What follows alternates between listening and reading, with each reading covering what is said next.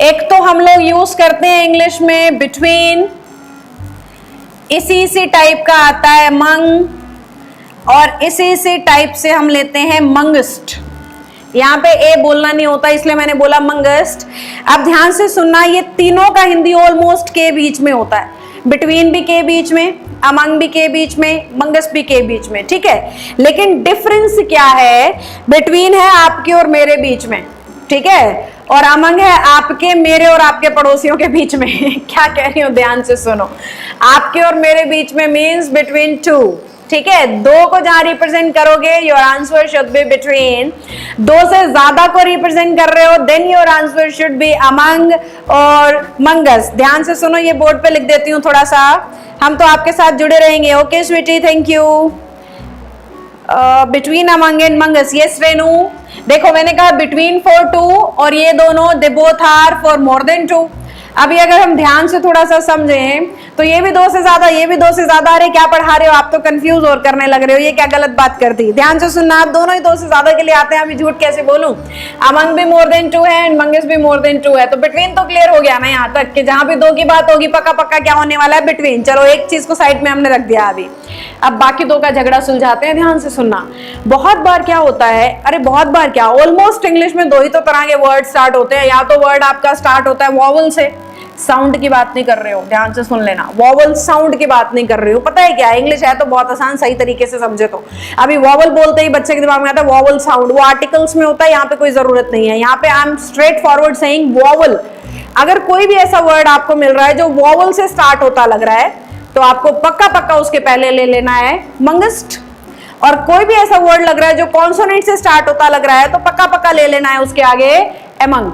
समझे कि नहीं समझे? हाँ, दो पार्टीज हैं भाई, लिख रहे हो इंडिया पाकिस्तान या इंडियन टीम और पाकिस्तान की टीम, तो वो बिटवीन ही रहेगा, क्योंकि टीम एक टीम दो।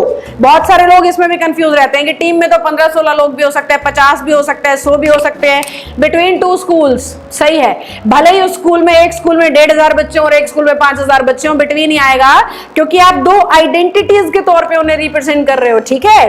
तो दो आइडेंटिटी, चाहे अब उस एक के अंदर 1 लाख क्यों ना हो, डजंट मैटर, जब तक उन्हें टू सेपरेट आइडेंटिटीज आप शो करोगे दे विल बी बिटवीन।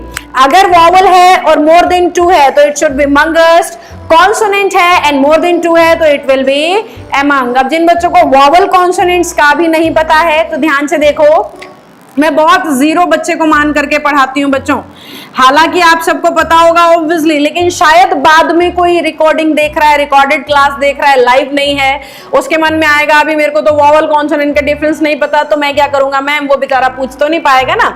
तो उसके लिए हम अभी से क्लियर कर देते हैं। टेलीग्राम और ऐप का लिंक आ रहा है बार बार कमेंट्स के अंदर, फटाफट से डाउनलोड और टेलीग्राम को सब्सक्राइब कर लो, आपका ही फायदा है, फ्री में बहुत कुछ मिलता है उसके ऊपर। चलिए, तो these are your vowels, they go with amongst, और इसके अलावा सब कॉन्सोनेंट्स हैं आपके, तो वो किसके साथ जाएंगे, अमंग के साथ। एक छोटा सा बात मैं आपको बता के समझा देती हूँ, अगर किसी लाइन में ब्लैंक के बाद उसने लिखा है ऑल द क्लासेस, यस बच्चों, पूरा सेंटेंस भी नहीं बना रही, उतने में भी क्लियर हो जाएगा। अभी हमें इजीली दिख रहा है कि ये वर्ड किससे स्टार्ट हो रहा है, ए से, ऑब्वियसली आंसर क्या हो गया है हमारा, मंगस्ट। अब ध्यान से देखना, अगर मैं सिर्फ इसी ऑल को हटा दूं ना तो ये आपके एग्जाम का एरर बन गया।